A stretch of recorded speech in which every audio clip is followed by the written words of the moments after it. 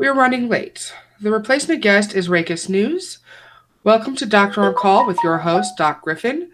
The doctor will be with you momentarily.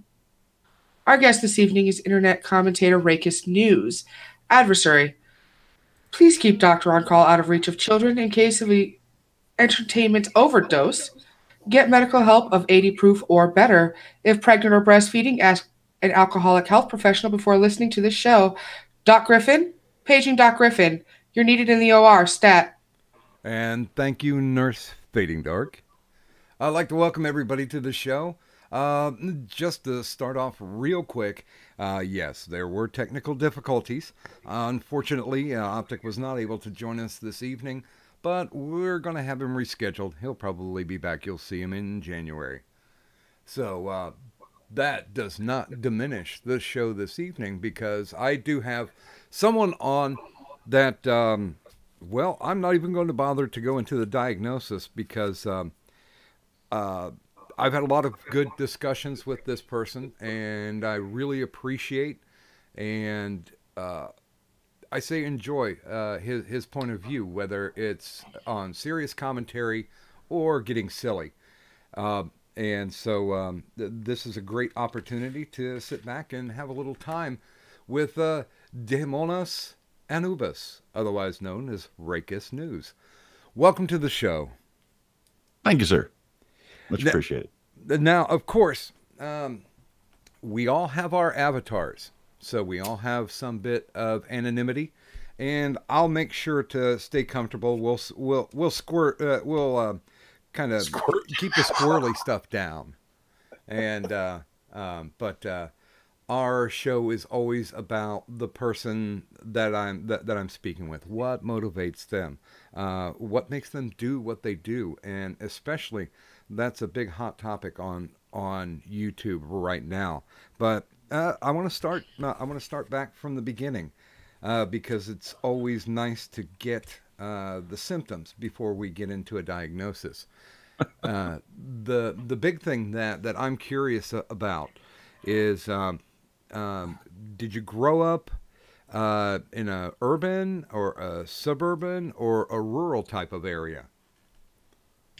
When I was born, my parents divorced, and my mom moved to Montana, Missoula, and I lived with her till I was 8 years old down there. Then I moved to Phoenix, Arizona till I think I was 10, and then DC until I was 12, Blacksburg, Virginia until I was 14 with her, and then I came and lived with my dad. Wow, no, I'm not going to speculate, but that sounds like there's some brat in you, and I mean military brat.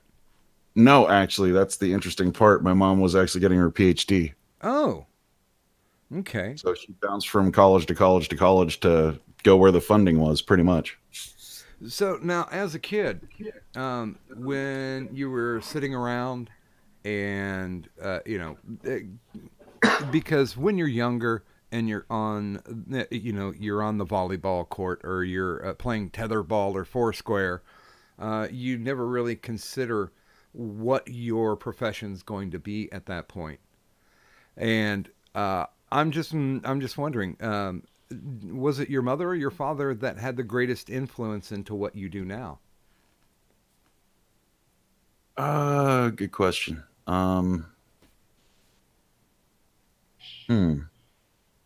I don't think either, really.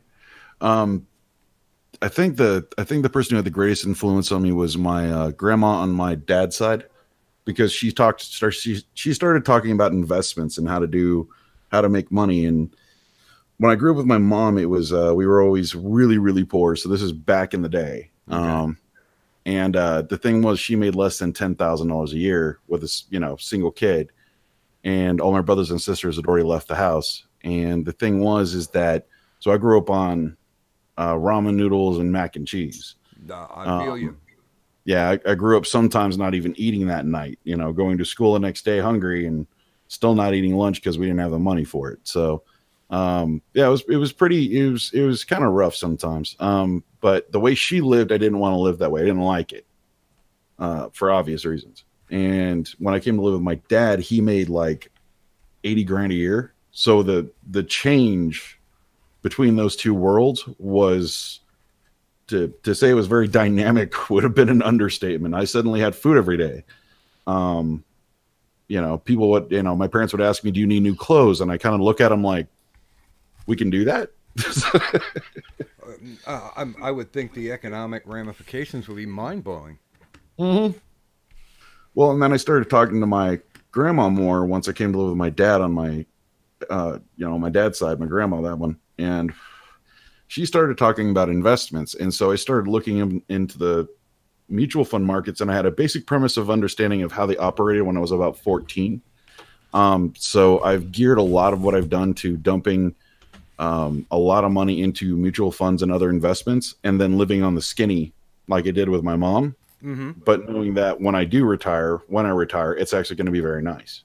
Well, yeah, when you don't have money and you have the opportunity to make money, I find that especially from people who come from a lower income bracket, will do one of two things. They'll either be, how do I say this? They'll act either wigger rich, or they will start squirreling away. Mm-hmm. Now, but who would you say gave you your sense of humor? I'd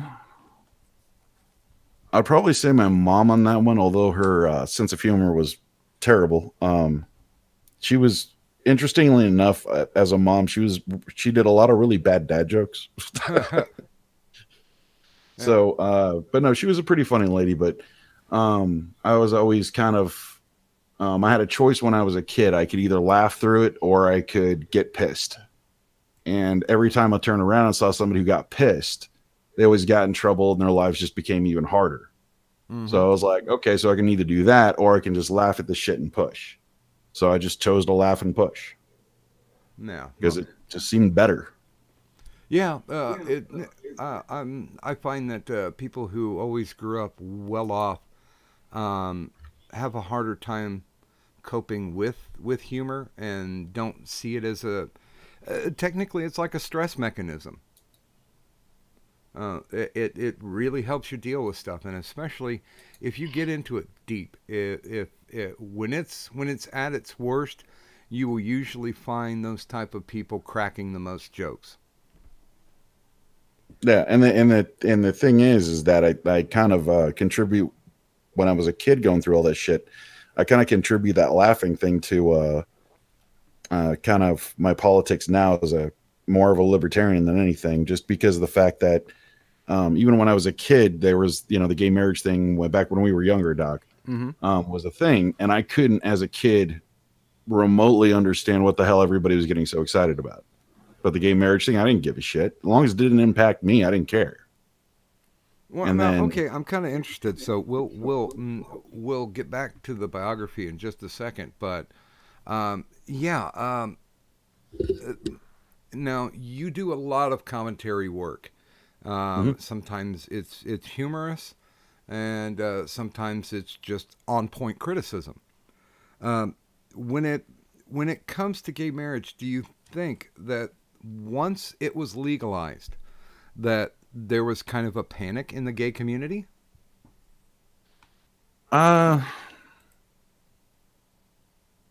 think there might have been, but if there was, the only reason for it was because people are really good at, let's say we're all fighting for something on this channel, right? Mm-hmm. So let's say we're all fighting for the next 5 or 10 or 20 years, for whatever reason, to get the apocalypse reversed, right?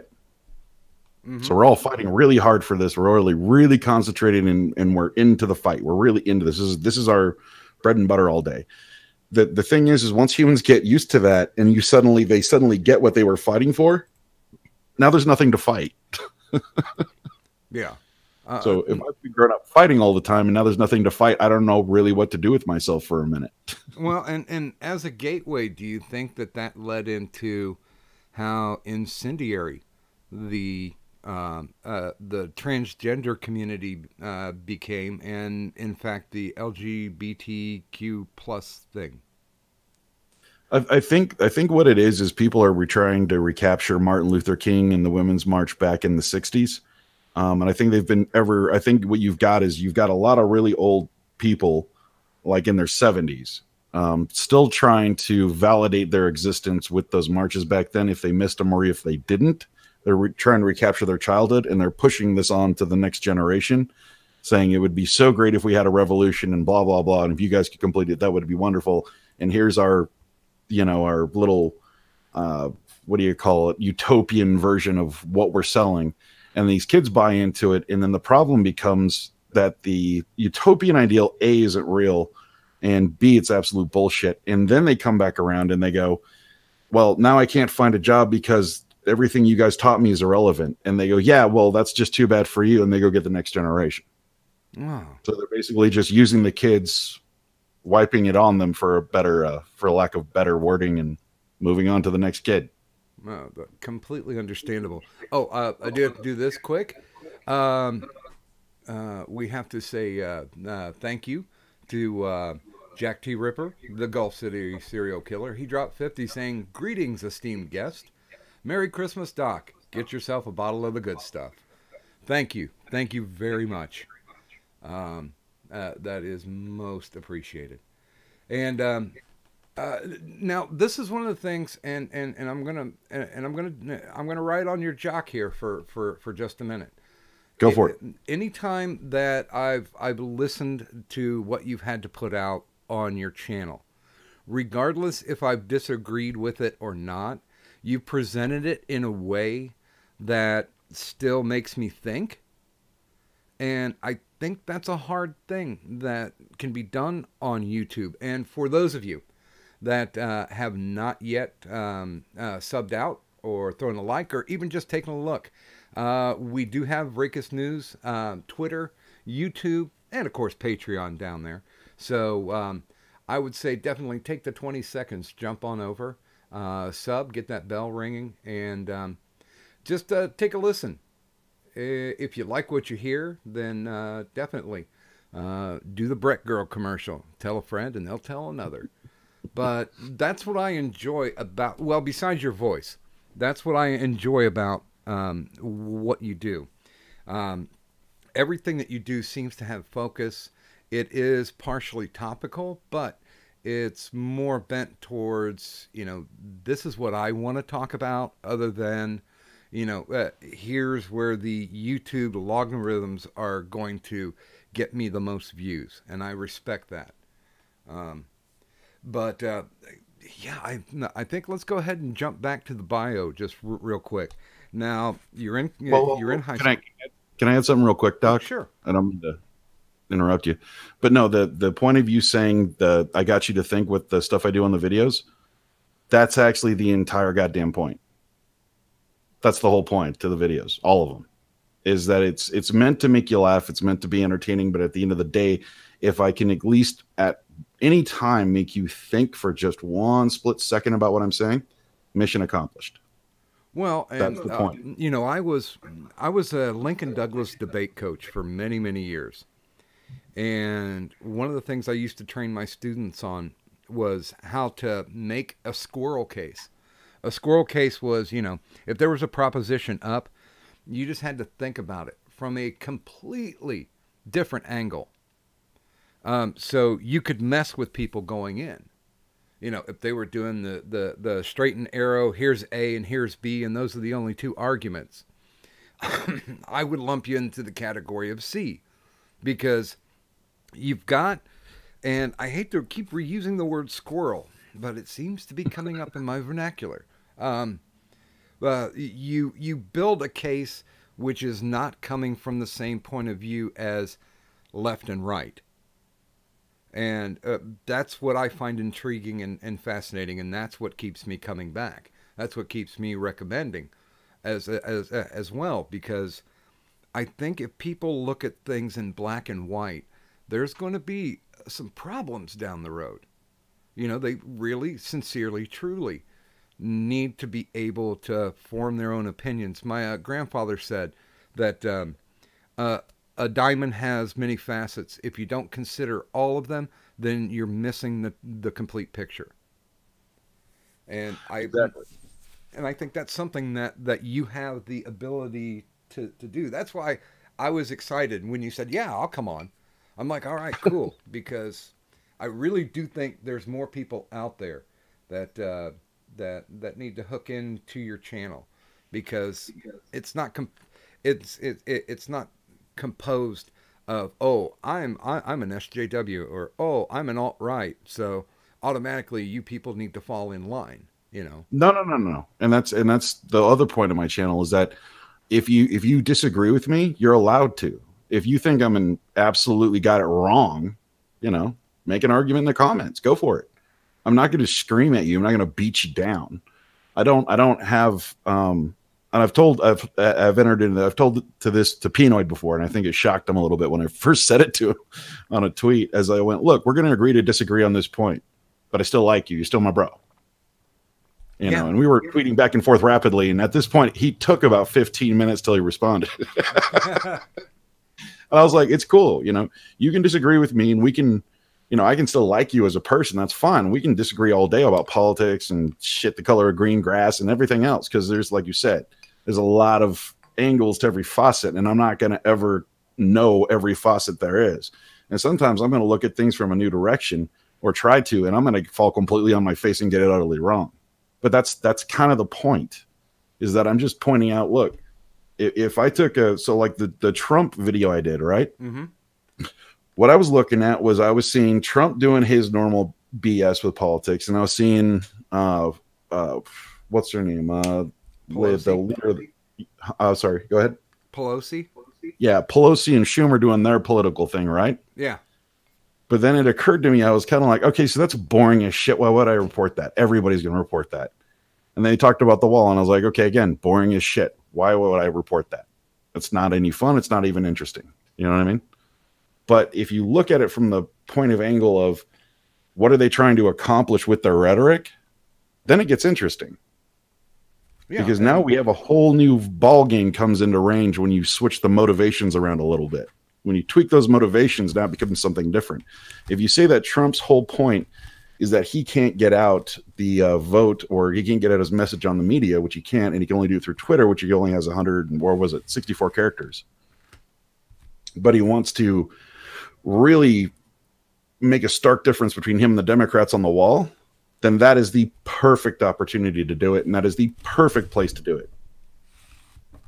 Yeah. If you think about it in that capacity, but you have to, you know, so that's what I try to do. I try to give something to my audience that they might not get anywhere else. That's what I'm trying to do.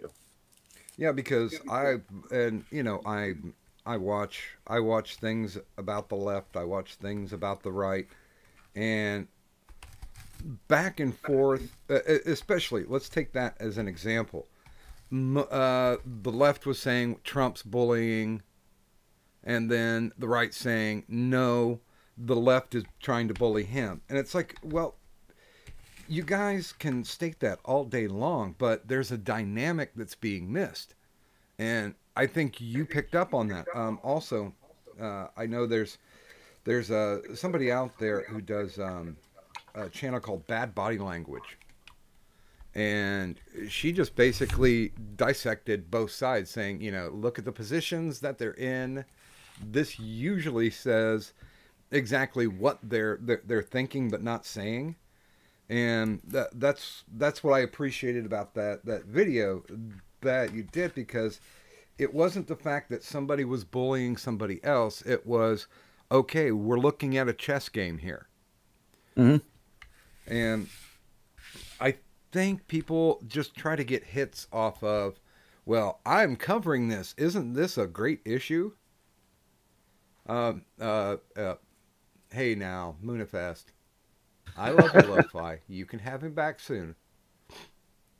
But I did want to get back to it. So when you're in high school, you know, you've got your college courses done already. What are you thinking about going into? I have absolutely not a damn clue. I really don't know. It's a great question, but I don't know. I mean, it's not like you don't have it's not for a lack of options, really. It's just Okay, let me explain my philosophy on college. I think college, you should go to college for what you find interesting, whether that be history or science or whatever the hell it is. Okay. Okay. Because unless you're going to become a doctor or a scientist, it's broadly open. And what I mean by that is that 50% of the jobs that people get with graduation degrees have nothing goddamn whatsoever to do with the degree they got. It's got nothing to do with it. And that's the world we live in. You go to a master's degree and it falls to about 40%, but that's still a hell of a lot of people. So if you're getting anything, again, anything that isn't medical or anything that isn't science related, yeah, it could be anything. I could be, I don't know, the district manager of Jimmy John's when I get out with my master's degree. I got no idea. Yeah. No, I was told to complete college and I could get my BFA in acting, and I could get right out and I could start teaching. And I was like, well, that's not really why I got it, you know? Right. Yeah. I think there's a lot of insanity to have to deal with that. So when you get to the when you get to the graduation, are you thinking, yeah, I guess I better do college, or no, let's go out and do some work in the real world first? Well, what I did was at 18 or 19, I was with a girl and got her pregnant and had no opportunities where I lived at. Well, there was basic bitch jobs for minimum wage, but when you're having a kid, they get a bit more expensive than basic bitch jobs. So you can't really do that. So I went to the military, just open general, flat in, went in without reservation. And that was to provide for my kid. The reason I didn't go Marines, the first place I went was the Navy to see if I could get into the SEALs, and I can't because I wear glasses. Okay. So I got astigmatism, and they said no. I went to the Marines, and the Marines were like, well, you can be an infantryman, but you can't be, sniper or anything else, or, any other special little goop-de-goops they had at the time. So I went, okay, fine. And I left them with the Marine recruiter chasing me all the way down the hallway to the Army recruiter's office saying, wait. As recruiters tend to do. Oh, yeah. And then I went to the Army recruiting office, and this to this day still pisses me off. I asked the guy if I could do the Army Ranger stuff, and he said no, because your eyes are too bad. Well, after I get in the Air Force and after I get out of boot camp, I find out from some of the guys that are on the base I'm on for tech school, because they're Army infantry, that no, I could have done that. I could have also done sapper if I wanted to, and that they don't care about eye requirement. Yeah, you can have 2400 vision, which is not even close to what I got, but I'm nearsighted, but like 200. So yeah, you could be damn near blind and they'll take you. And I was like, it pissed me off. Yeah, my brother was 82nd Airborne, my oldest brother. And yeah, his eyes weren't that good either, but yeah, they let him jump. So you get your military service in, and I don't know, did you run the 4 or 8 year stint?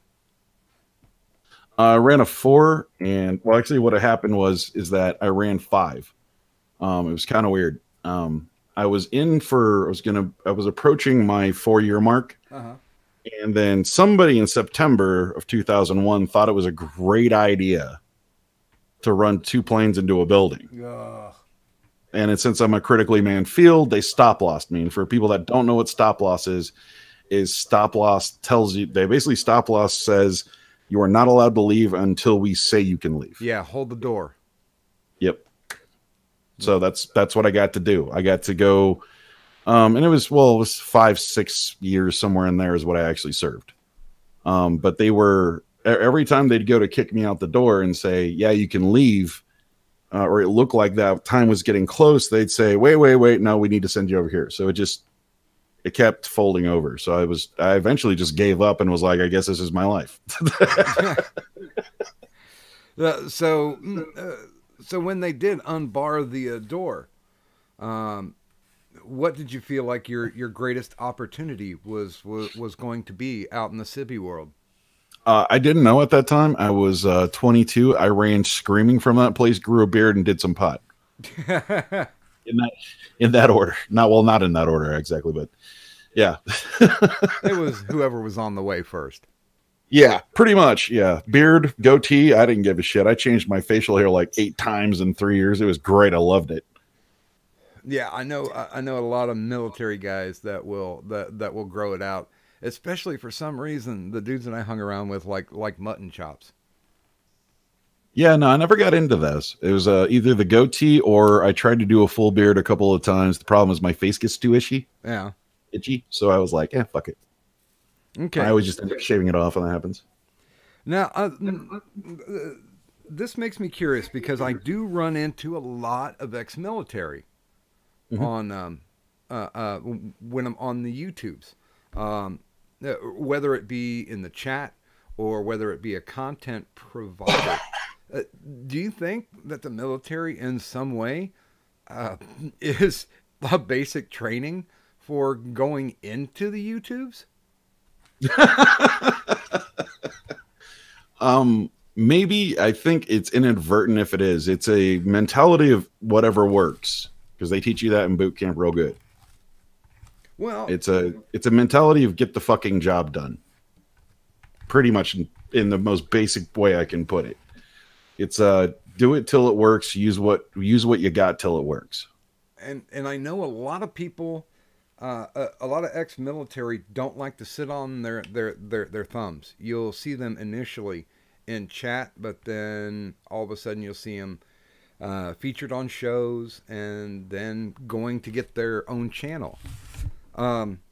Which brings me to the thought: how did you not necessarily break in, but how did you first wander into the YouTube community?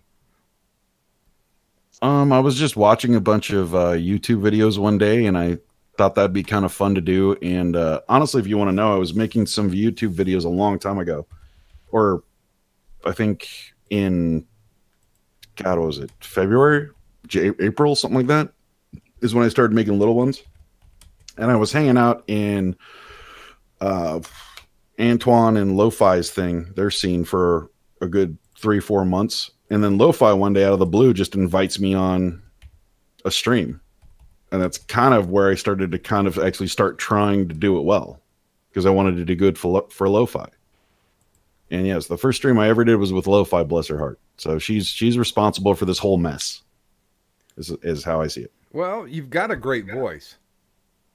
Thank you. I And appreciate it. and I've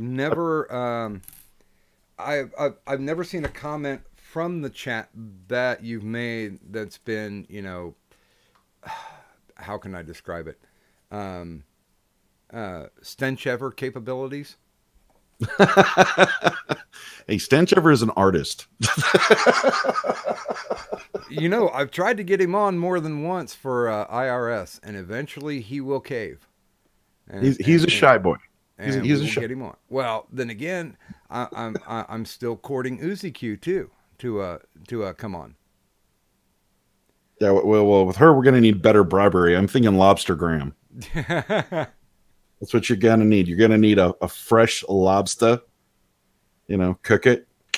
That's what you're gonna have to do. You have to treat her. You have to treat her. Well, anything I can because I'd love to see her as a nursey on here once. Yeah, there you go. See, there you go.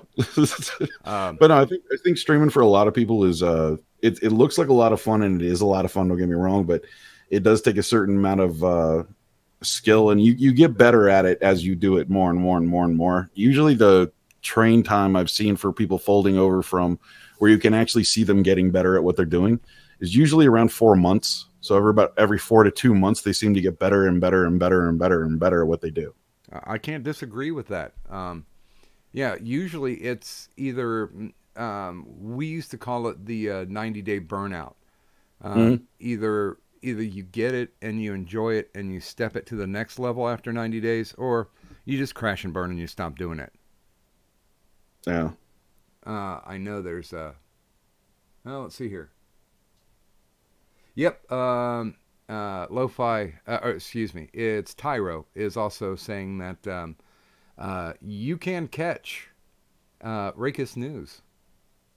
on their channel, which is going to start broadcasting about a half hour from now. So I don't know who Rodrigo Ibanez is, but it sounds fairly ethnic. So Yes. And as soon as we're done here, I'm going to be over on Moonfest Destiny. The Tyro, wonderful Tyro, and blessed, lovely Lo-Fi are patient enough to wait for me to get over there. So they are wonderful people. So catch us over there after we're done over here. yeah, I'll probably end up in that chat. And bless Tyro's heart. He was like, hey, if you have to cancel the show, come on over to ours and jump in.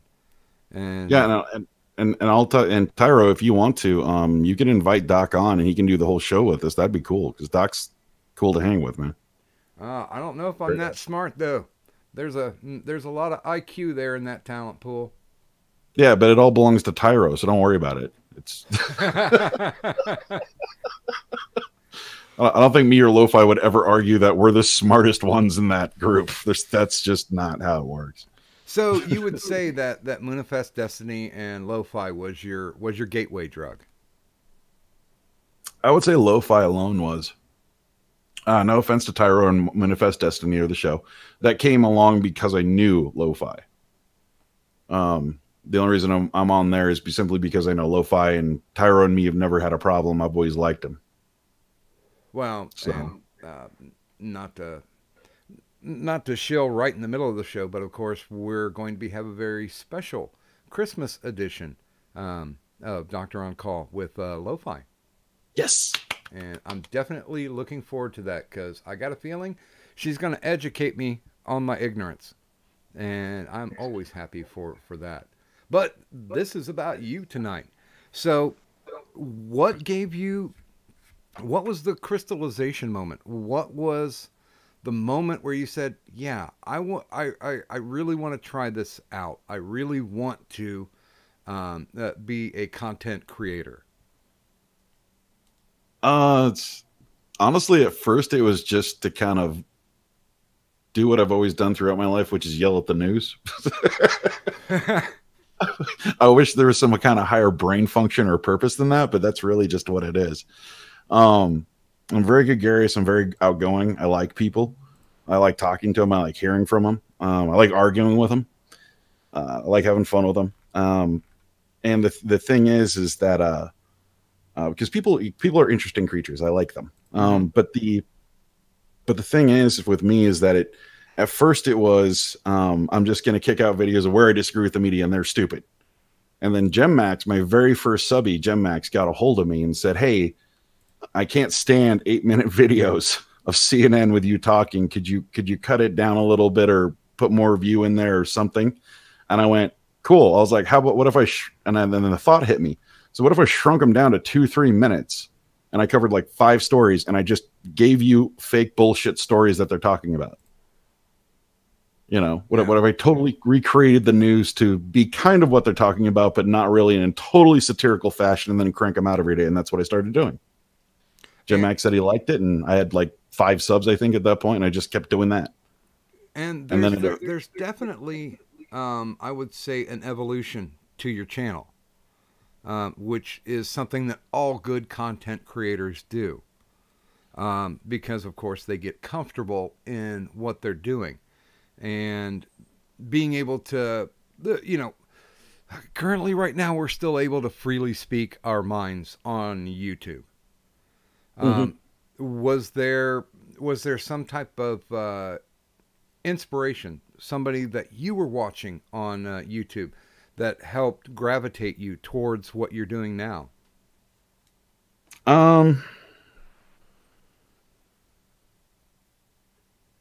Trying to think. Well, I first started watching Antoine on reaction videos, and the reason I paused is because he wasn't really the inspiration for any of my videos. I just liked the way he covered stuff, and it was kind of fun, sometimes serious, sometimes comical. He did insult stuff. He was kind of like Magog in the insult comic area. But that's not exactly what I wanted to do. But I figured that if Antoine could do it, I could do it. I don't know. That's a kind of that's cliche. A backhanded compliment. Yeah. Well, No, I mean, Antoine's very gifted at videos. I mean, I don't really care what you think about him. I really don't care if you like him or hate him. There's no denying he's got some pretty quality shit he can pull out. So he's good at it. I mean, you don't get to 1,600 subs by accident. It does not happen. But the thing is that for me, I wanted to, and still do, want to offer my people something. I want to offer my viewers something different, something that's very me, something they can't get anywhere else. Even if it is just commentary or jokes or bad jokes or, stupid solutions to complex problems or whatever it is, or differing viewpoints. I want to give them something that's me, so that something they can't get anywhere else. And that's kind of what happened to Rakist News. Was, like I said, when I first started, it was 5 days a week of like a 3-minute video that would come out, and I'd put them out every single day, and they were just joke on joke on joke on joke on joke. And finally, I just got what you said we were talking about earlier about the burnout. I just got burned out. I just couldn't do it anymore. And then so what happened was I started evolving it into, okay, so I started playing around with, well, what if I make it more comedian-like? Okay, well, what if I make the videos longer? Okay, well, what if I slow down on the times I release the videos? What if I only really pick and choose my targets? What if I, you know what I mean? And then it just kind of became what it is now. So Rakist News now is just, if you're a YouTuber and you're over 10,000 subs, you're a valid target. If you're under 10,000 subs, I don't even care what you say about me. I will never pick on you, because I see that as totally abhorrent. No, certainly. And just to let the chat know, we will take questions. This is going to be kind of an abbreviated show because, of course, Anubis has commitments prior. And once again, I really appreciate that he was able to step in, because it's somebody that I definitely wanted to talk to on air and share with other people. So if you have questions, about quarter after, we're going to go ahead and start that up. So please do feel free and load up the chats with any questions that you might have for the Rakist Network. Now, of course, getting into YouTube, there are definite battle lines that are drawn, especially in this neighborhood, in this part of the city. As far as it goes from your standpoint, what do you believe is the most positive influence with content creators, and what do you think is the most negative influence with them? Oh, that's an easy one. The positive is people like you and me making content.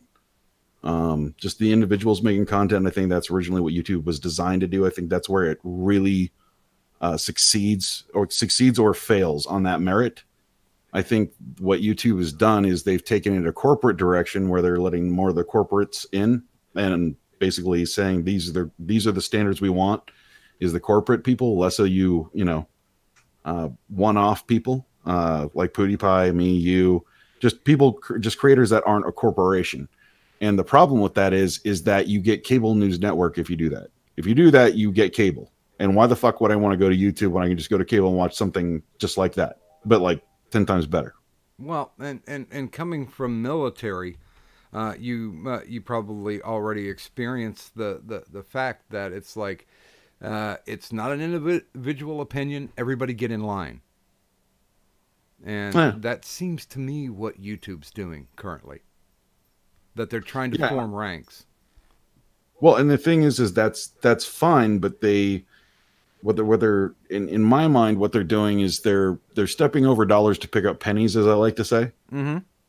It's when somebody's doing something ardently stupid business-wise to save money or to curb some, open some kind of new business, but they're missing the dollar bills right in front of them. That's their bread and butter. So they would be better off, I think, niching themselves into the platform of really pushing people that are content creators versus subjugating the corporations. Like telling the corporations they can be on here, but the metrics they use for the corporations are far and away different than the ones they use for us.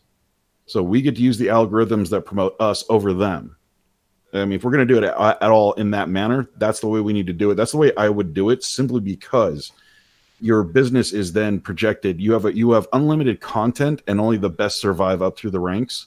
So I'm getting free. It's basically like I'm a television station, and at that point, I'm getting free promos or pilots that are free. And these people do it for years, right? And eventually I might have to pay one or two, but I get hundreds of pilots. I don't even have to come up with the content. I don't even have to approve the content. It's a brilliant way to do things. And you can keep that running for 20, 30 years probably. And just the business sense that system would make is just retarded. But the way they have it right now is that if I come out with a report on CNN, I'm competing with a channel that's already got 2 million subscribers, and everybody knows who CNN is. Nobody knows who I am. So it's less of what it was in 2000. It's less of what it was in 2000, like say 8, where it was a bunch of YouTubers, personalities just against each other. And I don't mean against each other. I mean competing with each other. Yeah. Now if you're a YouTube creator, you are literally no shit competing with a corporation. Oh, that's what you're doing now. And that battlefield is way the fuck unfair. And so, yeah, I mean, I hate to bring this up, but the 2018 YouTube Rewind was completely out of touch with what YouTube is and what YouTube is about. You know, bringing on people like Will Smith or Trevor Noah. These are not YouTubers. Bringing in Twitch streamers, playing up K-pop. This is not what the majority of YouTube is about. I've always found that this should be the place where you set the soapbox down, somebody stands on it, does their 15, 20, 40, 1 hour, they step off. Somebody else steps on. It doesn't have to be conflicting with the person before. It just has to be a unique and not necessarily prosperous, but at least personally informative. Because I'm very much in agreement with the fact that if you're on YouTube to make money, you're certainly in the wrong place. But if you're on YouTube to be able to present your point of view, maybe perhaps bring some rationality and some clarity to a situation from your point of view, then you should be welcomed with open arms. Yeah, but unfortunately, the YouTube situation we find ourselves in right now, like me, I know for a fact that if I was a channel the size of my GOGs, they would have already at least tried once to shut me the fuck up. Yeah. Just simply because the stuff I talk about is not going to always be nice to them. Yeah. But so yeah, I'm sure that as my channel gets bigger, me and YouTube will bang heads more often than not. But that's fine. I don't mind that. But it's I'm not going to change what I talk about nor my personality for them. They just need to understand that I'm just going to keep creating content the way I want to, and you know, to hell with the rest. Well, and I will say that your content, you don't have a lot of videos, but what you have are, and I created this word, and this word will get into the vernacular sometime, impactful. I think what you do is watch worthy, and that's another reason why I'm glad that you came on, because of the fact that hopefully not just an IRS exposure, but an exposure during prime time on my main show is going to get you some more watches, because I think you're a person, and correct me if I'm wrong, that doesn't have a problem if somebody conflicts or opposes with your view. No, not at all. And I'm gonna argue the fuck out of it with you, but that's just because I like to argue. Well, yeah, but that's the thing. I think that YouTube itself is trying to groom content providers to be as viewer friendly as possible, and the best content providers are those people who state their mind and bring their conflict with them. Yeah, no, I agree. I think that you have to be willing to put yourself out there at least a little bit and say what you really think about something. But at the same time, it's like I've told a lot of people, if you're going to step into the political arena at all and make political YouTube videos and expect not to get hit, you are in the wrong goddamn business. You are gonna get hit. Yeah. You can't expose your opinions and your ideas and And that's one of the things I absolutely hate. I cannot stand is when I meet a troll somebody that trolls, and then when you troll them back, they cry. That will get you. I'm not for kicking people or banning people from my channel, but if you do that, oh my god, if I don't banhammer you, one of my moderators probably will. Yeah, Just because you can't do that. If you launch missiles and they get launched back and you cry, I hate that. That is absolutely detestable. Yeah, you have to be able to take it as well as you give it, and I think that's. I've always considered YouTube essentially a bar room, to where you're sitting down and you're having drinks. Maybe the person next to you, you have no idea who they are, or you're a casual friend, and you start to have a discussion.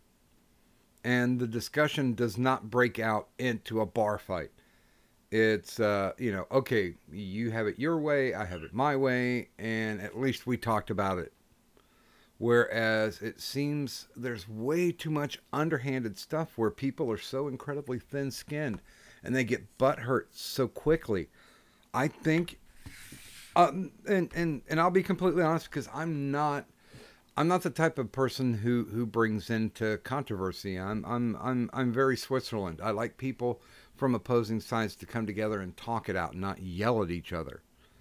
But I see a lot of people that can't handle a disruption in their beliefs. And I think that's what causes most of the butt hurt. When somebody's able to poke holes in your case, then I think that's where the big butt hurt comes from. They find you offensive as a threat, and then all of a sudden they start trying to strike your channel and take you down. See, and that's I've talked to I've said this many times. Lo-Fi's probably sitting there going, "Oh God, he's going to say it again." Which is I basically have the mentality that if somebody talks shit about if I talk shit about somebody, like the guy on Super Chats I just talked shit about, he's got 7.2 million subs. If he ever made a response video or came back after me on it, I would consider the matter actually closed, because I came after him first. I had my say, he had his say. That's fair. You know what I mean? And the other thing I don't really understand, and this is probably because I'm old, is why people just don't be like, okay, well, fuck them, and just move on with your life. I don't. Well, and really, I don't get what the constant rigmarole of the beef of we need to go to Schmeckel and have this hashtag. Why? The fuck is that doing for you? I mean, honestly to God, I don't understand it. How does that help my channel? How does that move my day forward? How does it do anything for me? It doesn't. And people are like, well, people won't think you're the man. I'm like, dude, it's the internet. They're going to forget in a fucking week anyway. Yeah. What the hell are we talking about? Yeah, it's still very much an MTV memory. But now, do you think... Well, hold on. Let me caveat that real quick, Doc. Okay, go for it. Unless you just do some stupid shit like Mundane Matt, then you deserve every ounce of ass pain you get from it. I'll caveat it with that. You start flagging people, oof. And of course, now is the time. So, ladies and gentlemen, if you have questions, please do load them in the chat so we can ask them for Rakist news. And of course, if I can just throw into the descriptor box, if you are looking to have a confrontation with Rakist News, his Twitter, YouTube, and Patreon are down there. And you can throw money at him, and he'll still listen to you. Also, all my stuff's down there, but the important thing, of course, is the prescription for additional entertainment. These are YouTube content providers that I like, that I watch on a regular basis, and that I personally think that are worthy of your time. And, of course, I didn't put Rakist News in there because we're interviewing tonight, but he goes back into the rotation. So yeah, if there is something out there that you are looking for, possibly maybe, the recommendations that I have will speed you along your path, or at the very least, provide you with that type of entertainment that you're looking for. Because, politics may always come into things, but YouTube, first and foremost, should be a platform for thoughtful entertainment. And I don't know. As far as it goes, when you finish a video, first and foremost, what's the thought in your mind? What's the type of impact that you want to have? I know we talked about this a little bit. Actually, I think about that while I'm making the video, and then I go over it twice before I send it out to make sure that at least the message is getting across. I think, and when I'm actually putting it out there, I'm looking at, and I hate to say this, but I'm looking at tags. I'm looking at where I should put it. I'm wondering which Discords to put it on. I'm wondering all those things, but I'm not thinking about what anybody thinks at that point. I kick it out there, and if people like it, they like it, and if they don't like it, well, then we'll have a discussion about it, or they'll just thumbs down it sometimes, which is fine. I feel that if you're kicking out a video and everything is always thumbs up 100%, let's say you got 1 million viewers and you get 100,000, you got a million subscribers and you get 100,000 views a video or something like that, right? If you don't get one single thumbs down, then you're not doing it right. Well, I do have because to somebody out there for, should disagree with you. I do have to pause for just a minute because Okay. we're giving out a new wrench. I believe you know this name, Help for the Guild List. Hey, Antoine, what's up, buddy? And he said, "Fuck you, Rakist." Yes, absolutely. I help Antoine all the time. Those are I help with quotation marks. and think evil help, and you're pretty close. yeah, I don't know if I've ever been on Antoine's show. I know that I've interacted with him in the chat. I find some of his stuff very funny. Yeah, no, Antoine is an amazing guy. If you want to see somebody who's developed a pretty good thin skin about being teased by his chat or co-hosts, Antoine's a great example for that. He's not made of titanium, so he doesn't always succeed all the time, 100%. He's not a machine. He's a person. But by and large, I think he does a really good job of rolling with the jokes and playing with people and, stuff like that. So, Okay. yeah. And fast forwarding to present time, who would you recommend to watch that you watch frequently? Oh, I would say you. Yeah, I do watch you wrong, quite a bit. But go ahead. You be wrong. Normally I watch a bunch of people. If it looks interesting to me, as I click through as I click through the bell, if it looks interesting, the title looks interesting, then I'll click on it. Mm-hmm. Sometimes I don't pay attention. Sometimes I do. Sometimes I watch videos just out of, they like to watch mine sometimes, so I'll watch theirs. Sometimes it's like that. It's kind of like a loyalty thing sometimes. But no, God, that's a big list. Yeah, maybe just top 5. Okay, not any particular order of importance whatsoever. I watch Pinoid to make sure he's not being too crazy about his ideas. He generally does a good job. Except for the repeal the 19th, I still don't understand that. The boy's living in Candyland on that one, and he will argue with me endlessly about it. Bless his heart. Let me see, Antoine. I watch Antoine stuff when he does streams. Lo-fi, anything Lo-fi puts out is usually really funny. Tyro usually puts out some really good ASMR stuff. And he did a video with Messiah Keck that was actually really good. I liked. It was pretty funny about the thoughts. Let me see. It's 4. I need a 5th one. Let me see. Sparky, I think, doesn't get enough love, but I understand people's reasons why they don't want to give Sparky love sometimes. I understand that whole mess. And not to talk out of school, but I showed up on his.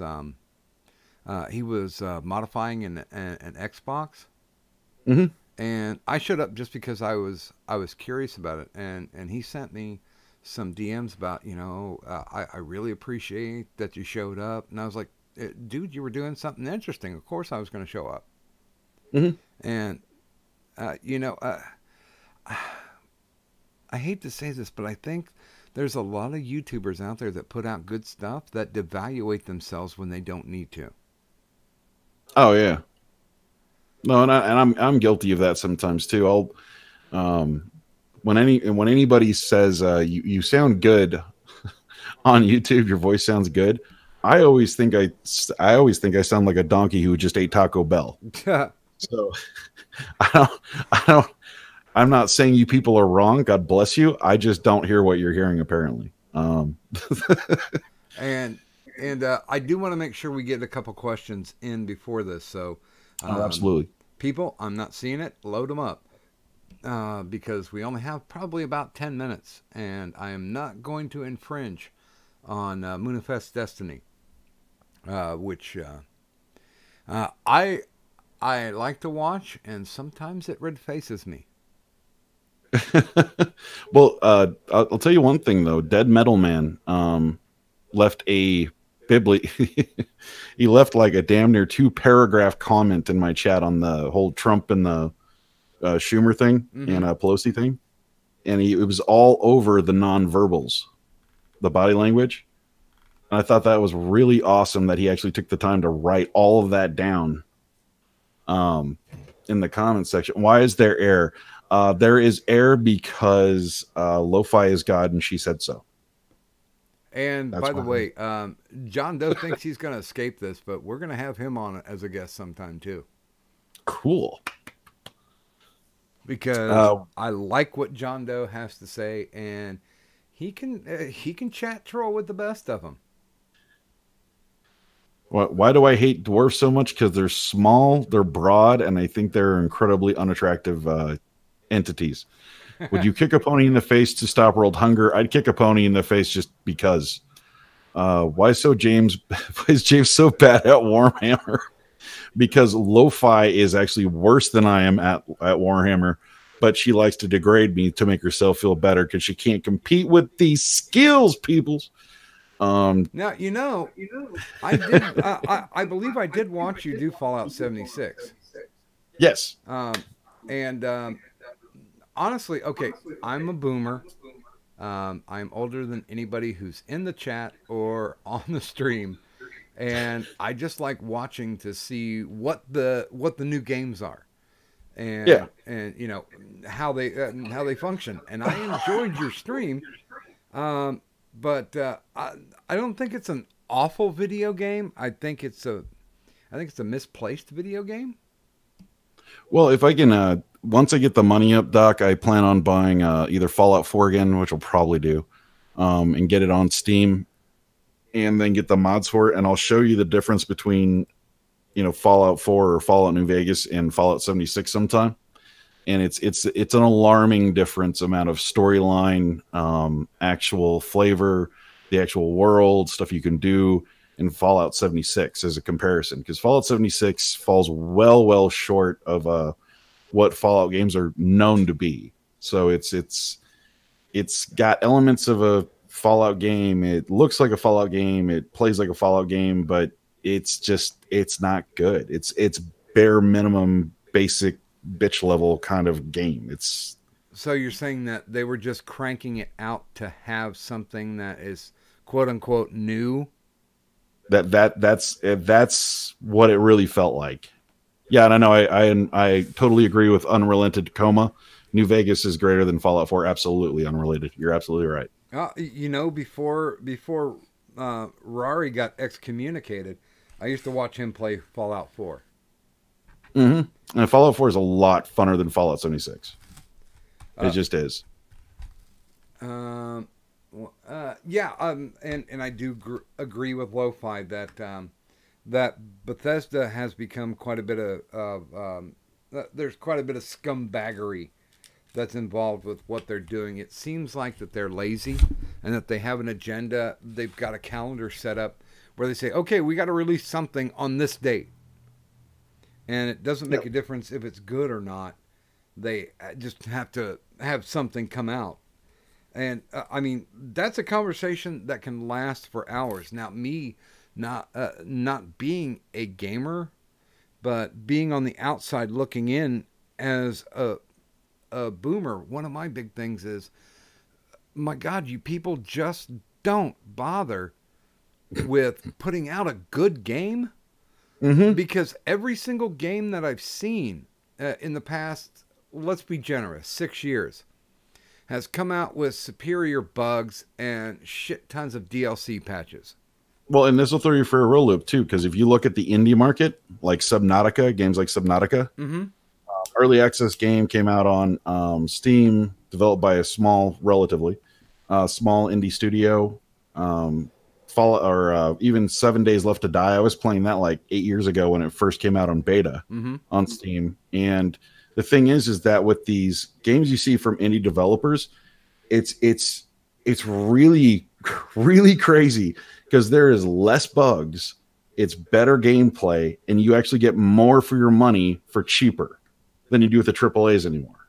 Well, I do have to admit, people have been trying to pressure me to get on Steam, and It's not a bad site. well, the only game right now that I'm in alpha with is a little game called Ship of Heroes, which is the spiritual successor to City of Heroes, and that was Oh, the only cool. game that I really loved, because it was the best online multiplayer game that's ever been, the most supportive community, just brilliant stuff. But I do have to pull this question back because, Antoine has problems with using question marks. He said, he said, when are you going to ride Moxley like the brunny lover you are? I can't ride Moxley. He's a Mexican donkey, and I would be presumed as being racist because I'm subjugating a Mexican once again to my white supremacy of him. So I don't know what GOG is. I'm a boomer, god damn it. GOG, Yeah. I have no idea. Oh, Unrelated Coma said GOG better than Stream. Or Steam, yeah. Sorry. Um, okay. Gag on golfers. That's not really a good question, Eric. It's funny, but it's not a good question. Who'd win in a fight to the death, Gary Busey or Andy Dick? Ooh, I know the answer to that. ooh, I don't know. I don't know. I'm. I think whoever's watching wins. I think that's. Oh no, this isn't a bat in the sun versus thing. Oh, We I think have supported Gary Busey in the past 10 years in political runs for the presidency. So, Yeah, no, I think Gary Busey would win just because he's friggin' crazy. well, I've told my Gary Busey story. I'm sure that you've heard this before, and if not, I can tell you later because this stream is about the interview, people. Oh, Um, right. Victor Rand asks, Real quick shout out to the chat and everybody. Thank you for subbing. I really do appreciate it. Thank you very much, guys. yeah, you guys really need, if there are 17 people in here actually watching, and there's at least one that hasn't subbed, take the 20 seconds, click the link, jump over, sub out, and you know what? Go from that point. If you like what he's doing, then ring the bell. If you don't like what he's doing, then that's fine too. But still, I Well, do. hold on. You can still ring the bell. Just downvote everything I do. Yeah, okay. I'm with you. I mean, perfectly logical. But yeah, at the very least, and I was going to save this for my wrap up, but I don't think I really need to. I think that Rakist News. I think that let me see if I say this right. Diamonos Anubas. You can also use James Jones, which is perfectly fine. Okay, James Jones. Or Kevin Jones if you forget James Jones. I Triple think name me that name. I think that he has a particular view. I think he has a fresh view. I think he has an original take on things. I do not believe that you can watch a video and say, "Oh, I've seen and heard this all before." And I think that's one of the benefits of the people that put out great content is the fact that you can take a look at something like, oh God, Trump's talking to Pelosi, and you will walk away with a different perspective. That's what matters. If you can, you don't have to have your opinions changed, but at least if you can take a look at something and have a different perspective presented to you and accept that, and that gestates in you to be able to think about what you believe, then that's the whole point of great YouTube content. It doesn't matter how many subs that you have. It does matter if that content from that content creator is giving you the ability to think outside the box that you're trapped in. Yeah, and the other point for your guests, or for the guest, for the chat too, is to remember is that I do not watch Fox News. I do not take talking points from them, nor do I take talking points from CNN. I usually just make fun of them. I don't really take talking points from anything. I don't read stuff for talking points. I just look at their argument, and if it seems shady and shitty, then I go ahead and take it apart.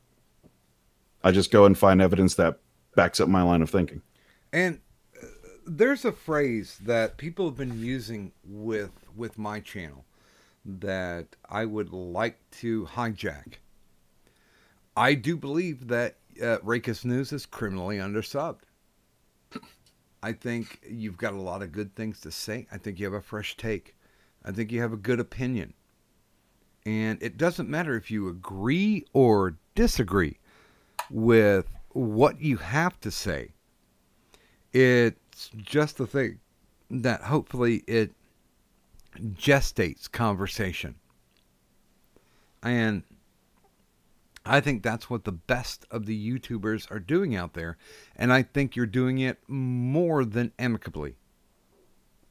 Thank you. I appreciate that, Doc. And yeah, when I make content, I'm not really looking for sycophants. You can disagree with me all day long and disagree with everything I make. And if that's your thing, to leave a comment in the chat saying, no, you're wrong because of this, and you do that to every video, it's cool. And I can't promise you the rest of the promise you the rest of the subs might not get a little bit riled, but there we go. Yeah, it's the comments. There's nothing I can do about that. I'm kind of like, well, yeah, but see, and I will try to be nice to have a content creator who puts something out, and of course, there's entertainment value to it, but with the undercurrent of, oh shit, I didn't think of it that way. And that rarely happens to me because I'm so OCD. The whole Lincoln Douglas debate thing is always in my brain. That's what ruins movies for me, because I figure them out before they even get halfway through. But anytime I seriously look forward to, and I'm glad that you tag me every time that you have a new video up, because that's something I'm looking forward to. It's something that I want to watch. I don't care if I agree or disagree with it. I completely enjoy the presentation. And I think that's really what a lot of YouTubers have gotten lost in. How many subs can I get? How many responses can I get? Can I still make money off this?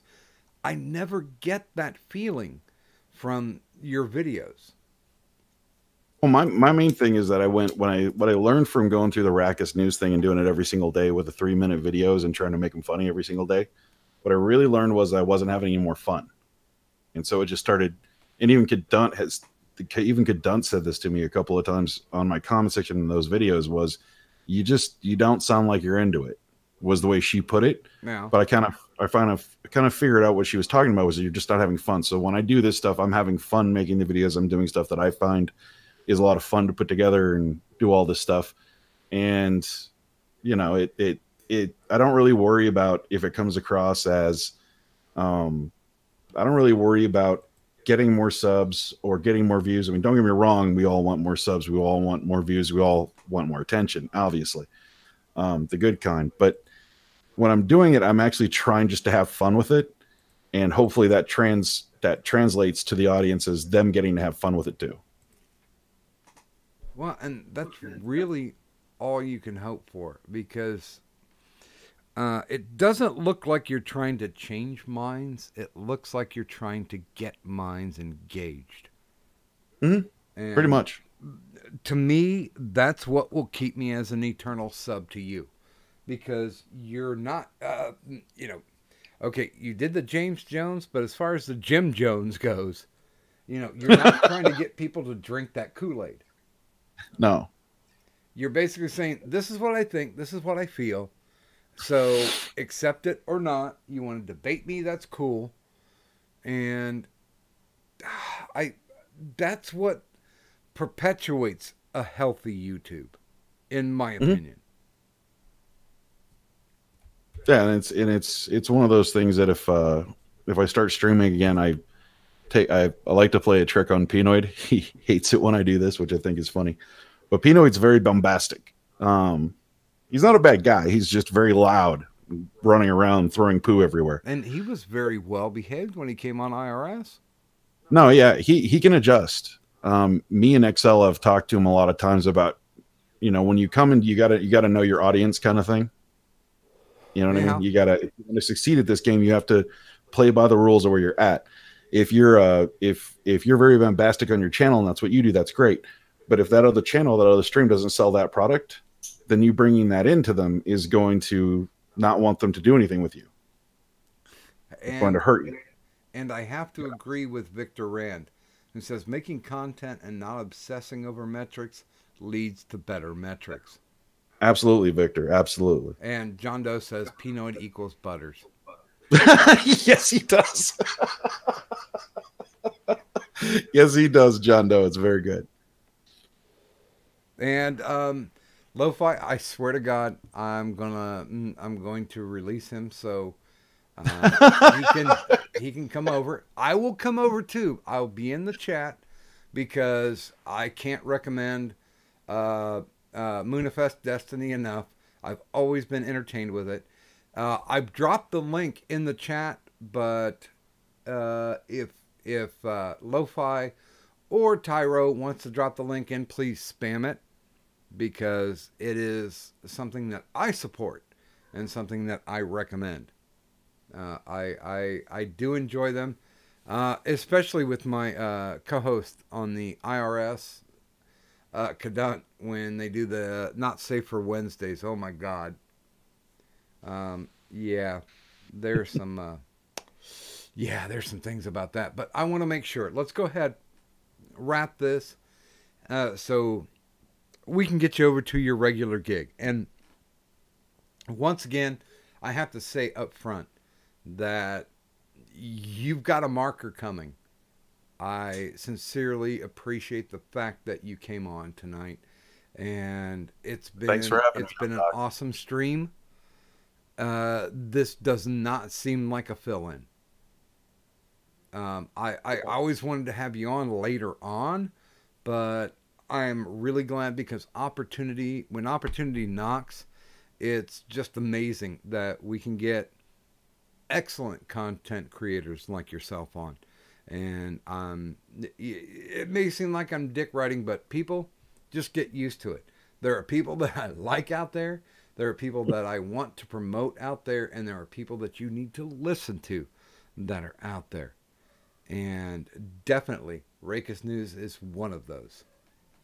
I would like to give you the floor to be able to at least, now, I know there's a lot of people that are listening right now that are right there at the precipice, wanting to learn, wanting to grow themselves, wanting to be effective or influential in what they do. So if you wouldn't mind, I'll go ahead and open the floor to you. Let them know. Share those kernels of knowledge, those nuggets of wisdom that you have gained.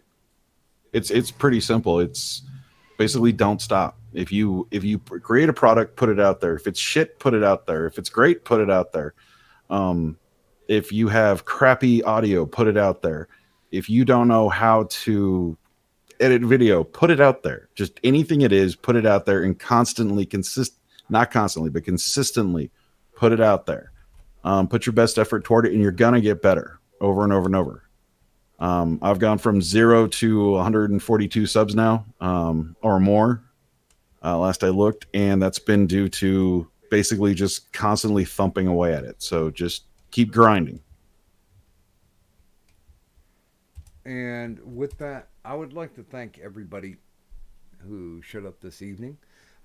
If you're looking forward to it, a little more conversation, I'll be in the chat here. So I've gone ahead and thrown the link up for Moonifest Destiny. There's the spam for it.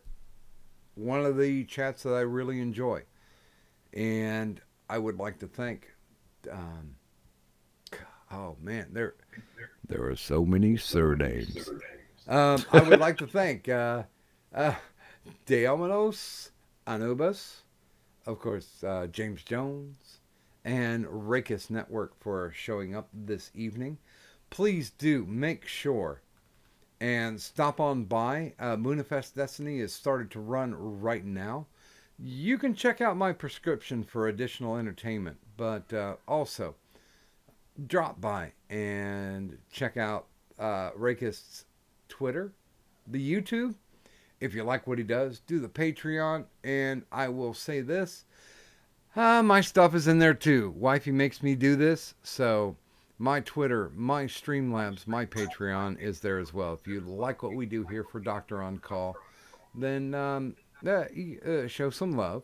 And of course, if you're looking for the best in bootleg Medicare merchandise, stop by the Doc Griffin T Public store and buy something, damn it. But I would like to thank very much because this has really been a great interview. I'd love to have you for 2 hours more, but let's go over and enjoy Moonifest Destiny, shall we? And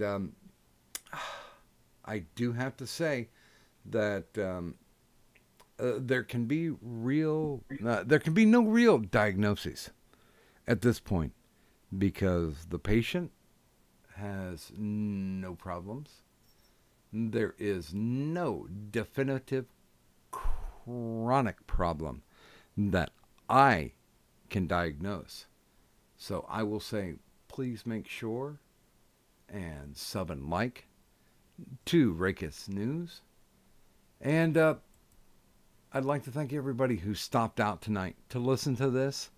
And please do have a wonderful evening. Once again, stop by Moonifest Destiny. And this is Doc Griffin saying, the doctor's office is closed. Thanks, everybody.